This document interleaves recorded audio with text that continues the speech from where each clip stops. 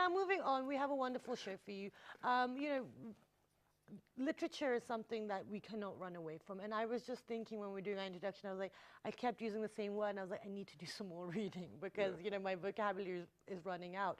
But the importance that it kind of is something that connects us, it ties us together, and, you know, it's a beautiful thing. Exactly. So Maha is actually trying to reiterate that today, ladies and gentlemen, is World Poetry Day. I was wondering if you're going to use that phrase. And I am, because it is very important. This day is important because of the fact that, you know, whenever we talk about poetry, what happens is that, you know, we have a reassurance within humanity, because all over the globe, the thoughts and the questions and the expressions are same. Yes. And we come together to share these values too as well. But other than that, the reason why UNESCO actually adopted this day back in 1999 was that there were different languages which were becoming extinct. Absolutely. And they wanted them to have a better shelf life, or for the community, so that they can have, you know, do poetry and that people can share with them as well.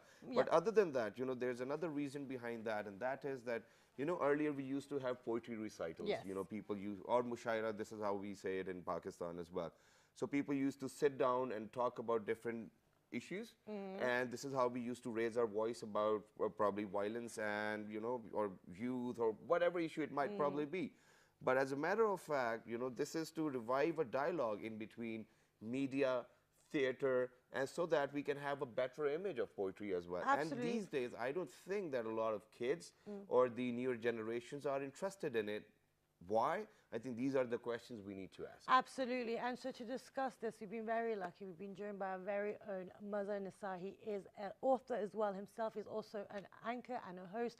Assalamu alaikum. Good morning. Assalamu alaikum, Maha. Assalamu alaikum, Shahzad. Thank you A so much for pleasure being here, and I'm a great fan of your show. Great Thank fan you. of both of you. Thank you very much. And this is one show that I make sure that I watch in the morning. Oh, great. Thank you. That's very fantastic. kind. You made my day. Okay, and you're here on a very important day as well. And Shahzad has highlighted all of the important points. Thank you for doing that. And this is what we're going to ask him, that, you know, how these things are going Let to me happen. ask, yeah, Yeah, I'm go going to ask ahead. the first question. So now, you know, Shahzad mentioned, I want to start from the point that you are an author yourself, and, you know, you've written a book which we will be exploring.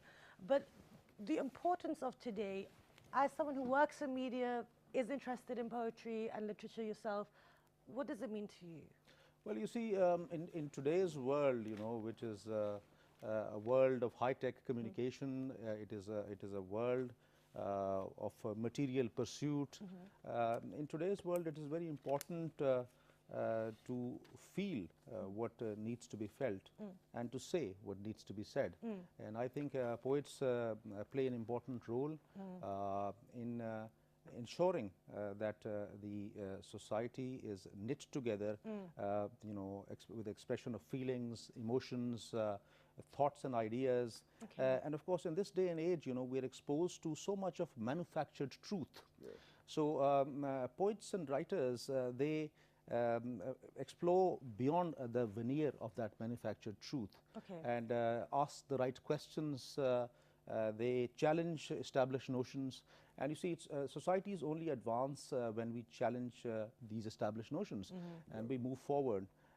There are half-truths and untruths that we have embraced for long, and it is only the poets, writers, intellectuals that you know, delve deep into them, think about them, and take us to the ultimate truth. Amazing.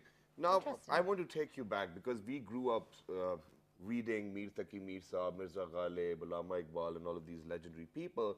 And that was an era of transformation, probably geographically, you know, because people were fighting, and then there were young people for their own homeland and for sovereignty and all of those things. So we can pretty much see within their poetry that these were the questions being asked.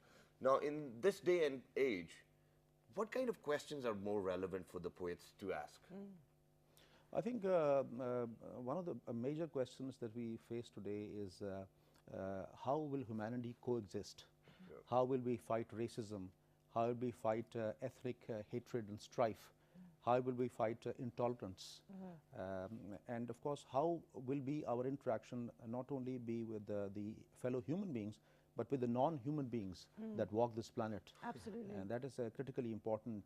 I think you know, with so much of commercialization, I think the non-human beings have really suffered.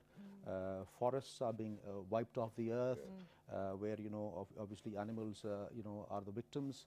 They lose their habitat, they lose their homes, and their existence because of industrialization. There is this excessive consumption of meat and of animal products. So these are some of the questions that we need to ask ourselves. Okay, and you've highlighted some really important points there, but you mentioned a lot of important points within your answers already. Like you're talking about saying what needs to be said is in the role of the author, the poet, or the writer. There's manufactured truths, and then there's and it's about challenging the notions. With the now existence of social media and all of these platforms, how do you think that's had an impact on maybe the quality of the writing, or maybe people's desire to actually step out there and actually make their message or their poetry reach more bigger Yes, audience? I think social media is an excellent vehicle, but we have to be very careful how it is used. It is, primarily mostly used to share information, but of course that deep thought, that deep thinking process, that has to be induced, and it's very important that people who are into poetry, into writing, use this media effectively. I have had some experience of sharing my work on the social media, and of course encouraging young people to write. I have had the experience of going to some of these schools in Islamabad, in the federal capital, and talking to young people, getting them interested. Although at times we do feel that the young people are not drawn to this craft, but then there is hope, because we have to keep fighting. People like myself, and of course the writers and intellectuals, they need to keep pace with developments of the time, and they need to use the medium which the young people are using. Absolutely. And that's very important. Otherwise, you cannot reach out to them. You will crib about it that the young people are not drawn to this craft. You will say a lot of things about young people being away from deep thinking and challenging established notions. But then unless you make that effort to reach out to them in the medium they understand, exactly, that's very important. And I think, talking about that medium, ladies and gentlemen, these days over here in Pakistan, quite a lot of kids are into music. Yes. And once you're into music, you obviously have to write something, which I label as poetry too myself, because whenever I write, I think that I might be a poet too. Yes. But other than that, I want to come back to a point where you said that there's manufactured truth everywhere around, wherever we see. And I'm not over here accusing anybody of whatever they do, but how do poets themselves make sure that it's not a manufactured truth or a thought of their own which needs to be applicable to the general masses? Well, you see, when I say manufactured truth is well, there are different dimensions to it. Yeah. The truth is manufactured by societies to perpetuate a certain kind of existence. It is, at times history is also, manufactured in the shape of half-truths. Yeah. And you see, the problem is that unless and until we as a society know the truth, we cannot move forward. Poets are the voice of the conscience. So that voice of conscience, that prick of conscience, must be there, so that whenever there is a diversion, there can be course correction. And that is their distinct role. Amazing. And with that, ladies and gentlemen, we're going to head out for a small commercial break, but when you guys are going to come back, we'll definitely make Sir Mazhar Nisar read one of his poems too as well. So don't go anywhere. We are observing World Poetry Day. Good morning.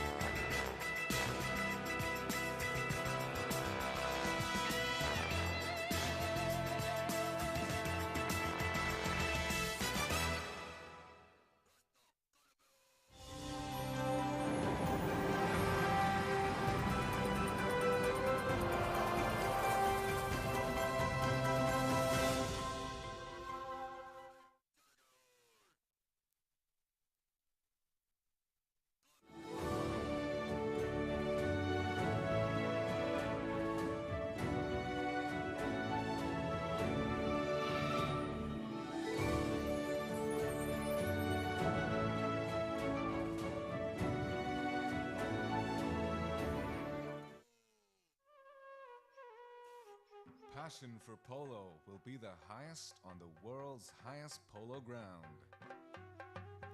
Shandur.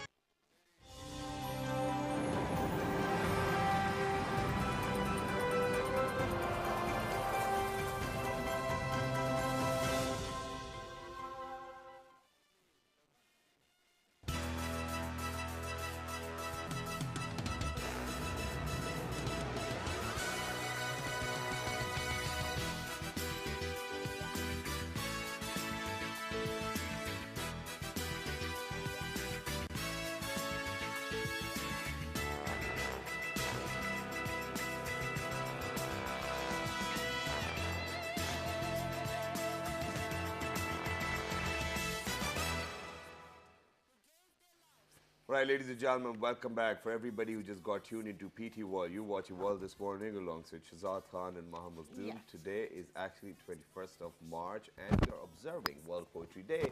But before we move on towards Sir Mazhar Nisar so that he can actually narrate a poem to us, Maha needs to say something very important. Another reason why today is important is that around the world people are paying close attention to the forests and what's happening with forestation. Because at the moment we're cutting down, we are destroying habitats, we're destroying the ecosystem, and the theme for 2018 is forests and sustainable cities. What do we mean by that, Shahzad? When we talk about sustainable cities, ladies and gentlemen, it's like, when we say that the forests are thinning up or, people are cutting them or there's deforestation going on.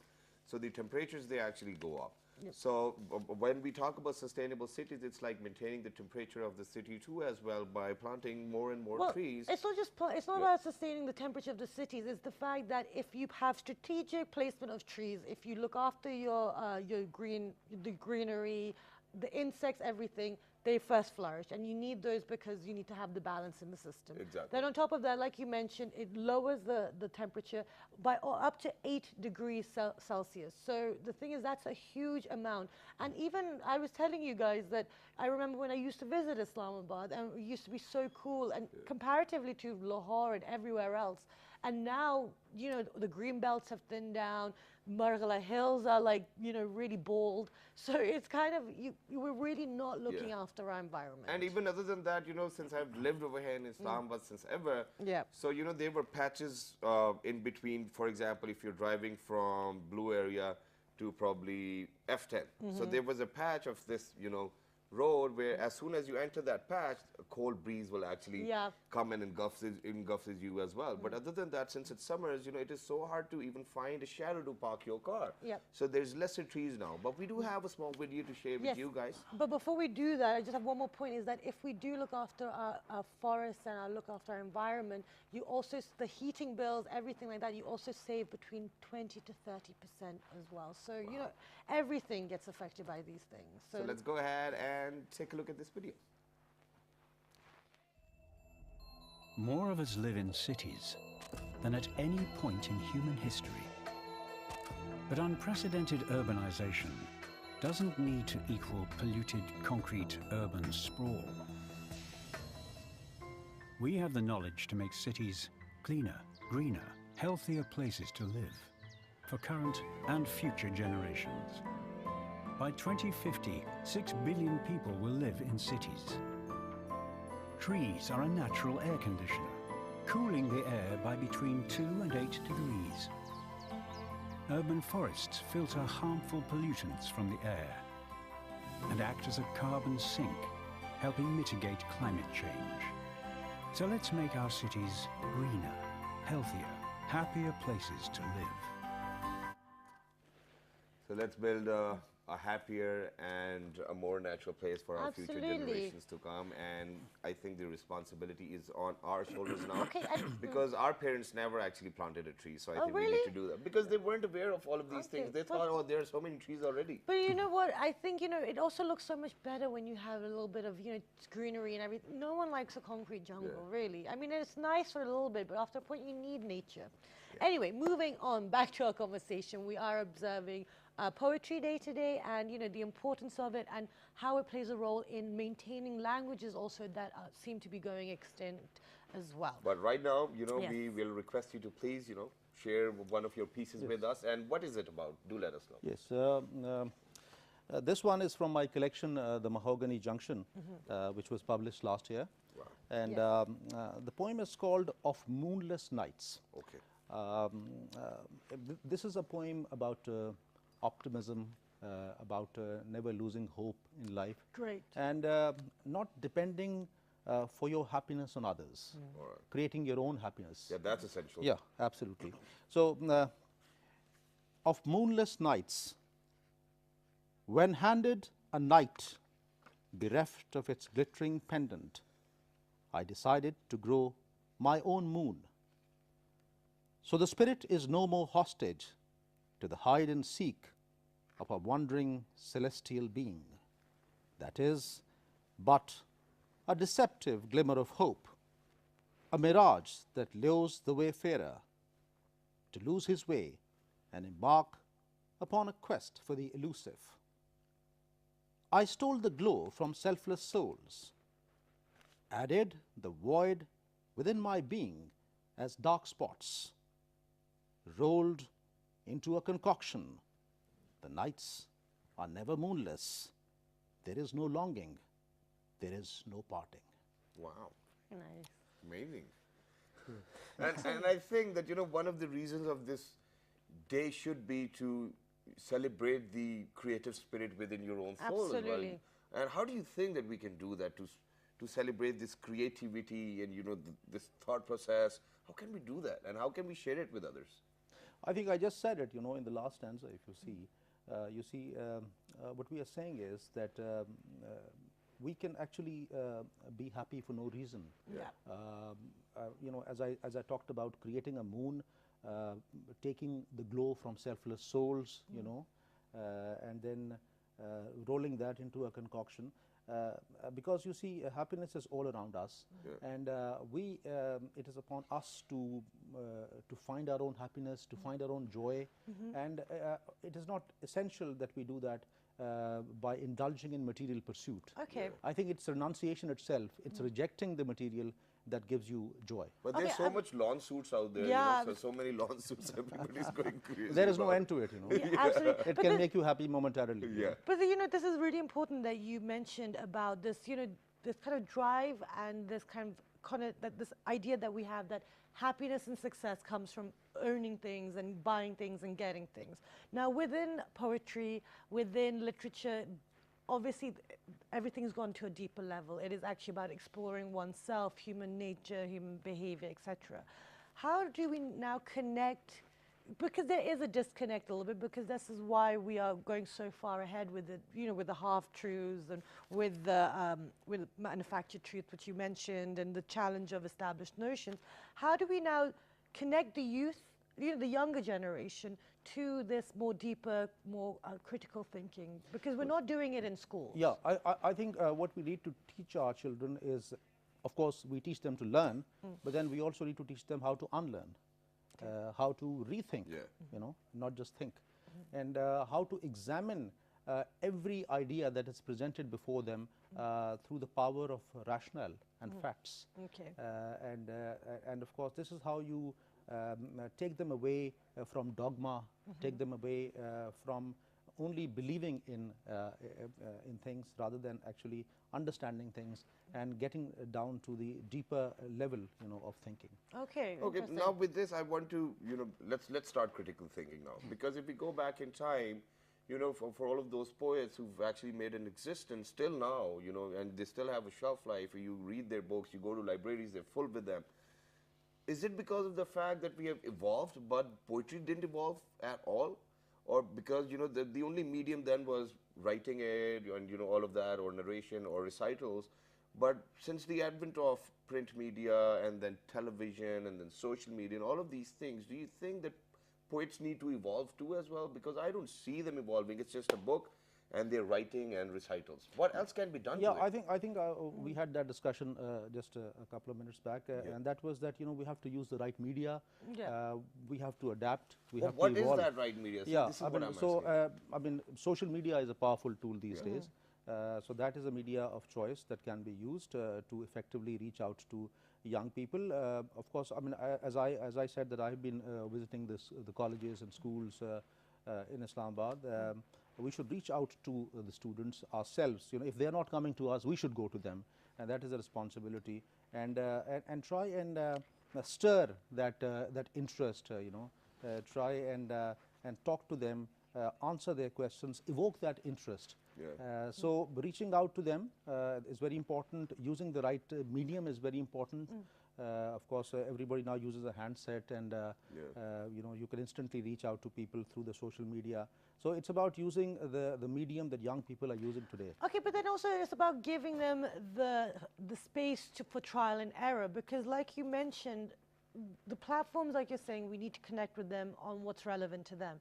But social media, there is no there's no filter. So, everything and anything is available, from the most established to the people who it is poetry. I cannot judge that. She respects that. It's all yeah, I right. respect that. But, very simple, basic things which would, in the past, would never have kind of reached our shelves in the different libraries. Well, you see, the thing is, the best thing is to start with discussing issues that affect the audience, directly. Okay. That are their issues, and of course, you see, it's only then that they will have a stake in it.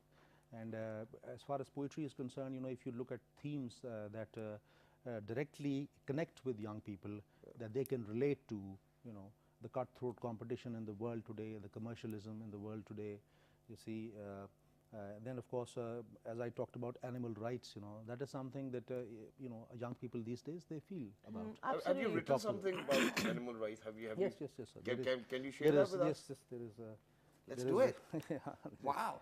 there is a poem. This poem is called Animal People. Okay. Yeah. Because I do think animals are also people. Absolutely. Yeah, it's called Animal People. It says, the leash tightened like a noose, the leash tightened like a noose by which our souls hang each day to remind us that we are but lesser beings. Forced to barter our freedom, torn from our kind on the mere promise of being fed. How clever is our captor, for he calls himself the rescuer, feigning compassion to fill a void within. Enslaved for man's entertainment, we are the jesters in a black comedy, laughing at our own peril. Our love for the captor is but a plea for mercy, from the tyranny of the powerful. For us, death is the only savior, a promise that in the next life we will be people, not animal people. Wow. Whoa, that was really, I've never thought of it like that. That is so true. Oh my God.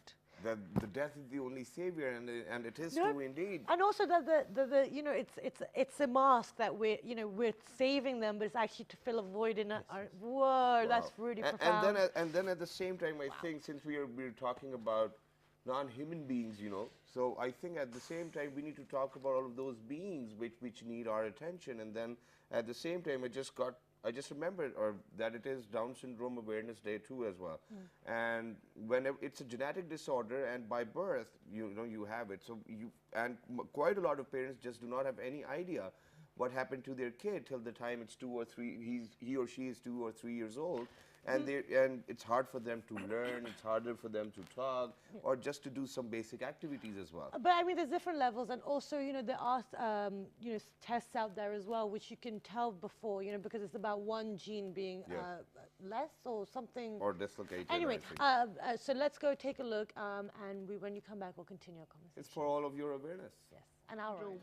Is a genetic disorder, also known as trisomy 21, is caused by the presence of all or part of a third copy of chromosome 21. This replication error is most commonly caused by meiotic non-disjunction. Down syndrome is most common genetic cause of mental retardation. And patients also display distinct dysmorphic features. These include a simian crease on the palm, which is described as a single prominent horizontal line across the palm. Along with flat faces, those with Down syndrome also have gastrointestinal abnormalities such as an increased risk of being born with duodenal atresia and developing hairspring disease. Let's move on to how Down syndrome affects the heart. While the majority of ASD are of the septum secundum type, Down syndrome is most common associated with septum primum type atrial septal defect. Additionally, patients develop endocardial cushion effects. Another distinct feature in these with Down syndrome is the existence of prominent epicanthal folds in the face. Children with Down syndrome have a markedly increased risk of acute lymphoblastic leukemia. Finally, this trisomy also has a link with the development of Alzheimer's dementia symptoms in the late 40s or early 50s. So that it is also Down Syndrome Awareness Day as well today. It's really important because, you know, within certain, you know, developing countries or developing societies as well, our information or our awareness is so little that we exclude people. We try to shield them and protect them, but actually by cutting them off, shielding them and protecting them, you're actually making their life much more worse, much more difficult. And it's all about inclusion and making sure that they're learning about life, because that's what, at the end of the day, it's about yourself, right? Yeah, and you learn by example too as well. Exactly. And yesterday there was some awards as well held by the Women's Parliamentary Caucus as well for people living with different abilities, for all the work that they've done. So, you know, we are slowly but surely moving in the right direction. Exactly. And then at the same time, ladies and gentlemen, while the video is being played, I just actually took out one of the pieces I wrote. So, sir, if you may allow, I just want to read them out and read them to the general message. Okay, let's have a look. And if you guys like it, do let me know too as well. Okay, I'll try and whatever keep control. mistakes I might have made, you can correct me on our Facebook fan page, or I'll probably ask him. Okay. So it goes like this, and this is something I wrote, that, you know, everybody is always full of passion and they want to achieve something in life, but once they achieve it, you know, they do not share all of that success with everybody else who surround them as well. So this is the thought behind it. So it says, I don't really know how real I am right now, but the more I see, the more I want. Desire was not there, but he thought that I might deserve it. Longing of a belonging diminishes the hunger, but stays to ask for more. Determined the boy was is yet to be decided, but his longing is greater obvious. People do not reciprocate the way they should, as they do not inherit the sense of God. What you have is the same with me, but the way I look is not what you behold. Circle is around, but nothing to you, but to me it teaches a lesson. What have been given to you must not stop to revolve around. Beautiful. Beautiful. So this is something which I wrote, and I think this is the feeling which everybody needs to share. Yes, and if there's a mistake in it, you no, know, you this can is correct me. poetry of high merit, I must say. Yeah, well done, Thank you very much Shazad. for saying that. Oh, I feel great today, ladies and gentlemen. It was pretty. I mean, I would. For sometimes, you know, when you read, when you hear it as well. I think also maybe we're not used to hearing poetry, so it's for me. I need to see it so I can really kind of break it down and kind of understand what everything's going on. But now let's go back to the. You know, you talk about the new medium. Like we have television platform, we have the social media, but there's something unique about going to a recital by actually hearing the words being spoken by the author or the poet themselves. How do we get that feeling across? How do we give, you know, we can go to schools, but what other ways can we reach the population? Well, you see, I mean, I've been, as I mentioned, going to schools and colleges. Yes, exactly. And only 2 weeks back, one of the schools, private schools in Islamabad, they arranged a poetry competition. Which Okay. is very interesting. You know, and there were students reciting poetry in 6 different languages, including foreign languages. Wonderful. And that was quite impressive. So then I did realize that it's not as hopeless as we think. Okay, excellent. You know, and it is through the power of the media that we are reaching the students, creating that awareness, and then of course encouraging them to you know, I mean, to indulge in poetry and to actually you know, create such beautiful work. As far as the recitals are concerned, I think that culture needs to be brought back, Okay. and we need to probably adapt those to today's needs. That's very important. Everything has to, everything is organic. Everything has to evolve. Everything has to adapt.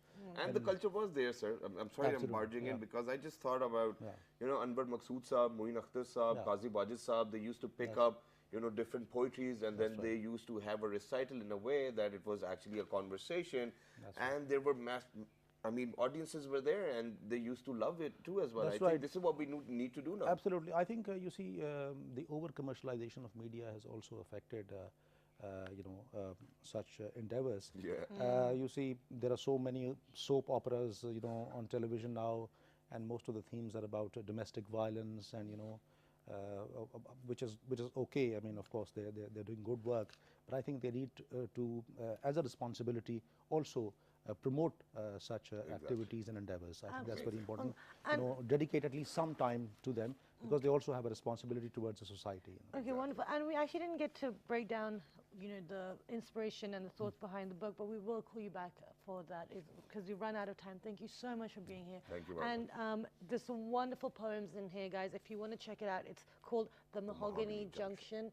I don't know if you can't see it. It's quite And these bright. are our copies. We'll Yeah. definitely get them signed too Exactly. as well. But with that, you know, it's really important that we celebrate the literature, celebrate the artists within Pakistan, the you know, poems, and because otherwise, if we don't celebrate our own people, our own kind of heritage and what we've inherited, then it will just disappear. And one last thing towards the end, and it is just to, you know, for all of those people who are out there, that if somebody is actually not pronouncing a word right, it's because of the fact that he learnt it by reading. So Yeah. never pick up on them. Oh yeah, and if you are going to, you know, correct them, do it nicely and with some respect as Yeah. well. When Not he's in front- all alone. Exactly. So with that, if you want any information about anything we spoke about today, do log on to our Facebook Which fan is with the page, name of World This and Morning. Twitter page, Well, this morning with Arda G. our Daily Motion YouTube Well, page, this morning, well, this morning. and the repeat is 5 up. past 11 p.m. Have a wonderful day, and we will see you bright and early tomorrow morning. Till the next time, 1, 2, 3. Good Good morning. morning.